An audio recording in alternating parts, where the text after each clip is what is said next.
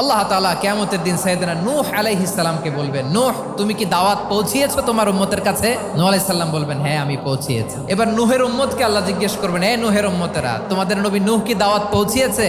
নূহের উম্মত বলবে, না আল্লাহ, কোনো দাওয়াতও আমরা পাই নাই, আপনারাও চিনি নাই, জান্নাতও চিনি নাই, জাহান্নামও চিনি নাই। নূহ আলাইহিস সালাম বিপদে পড়ে যাবেন। তখন আল্লাহ বলবেন, নূহ তোমার পক্ষে কোনো সাক্ষী আছে?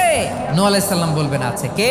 উম্মতে মুহাম্মাদি। তখন আমরা বলবো, আল্লাহর নবী নূহ আলাইহিস সালাম তিনি আপনি যা যা বলেছেন ঠিক তা তার উম্মতের কাছে পৌঁছে দিয়েছে। এবার নূহের উম্মতের সাথে আমাদের ঝগড়া লাগবে। তারা বলবে, তোমরা আসছো আমাদের হাজার হাজার বছর পরে, তোমরা কি করে জানলা? তোমাদের সাক্ষী ধর্তব্য হবে না? আমরা তখন বলবো, আমাদের কোরআনে তোমাদের নবীর নামে আল্লাহ তাআলা একটা সূরা নাজিল করেছেন, সূরাতে নূহ। দিন রাত এক করে তোমাদের কাছে তিনি দাওয়াত পৌঁছেছেন, সব আমরা জানি। আমরা যখন বলবো এই কথা, নূহের উম্মত চুপসে যাবে। তখন আমরা সত্য বলেছি কিনা এটা আল্লাহ তাআলা জানতে চাইবে বিশ্বনবীর কাছে। তখন বিশ্বনবী আমাদের পক্ষে সাক্ষী দিবেন। আওয়াজ করে বলেন আল্লাহু আকবার।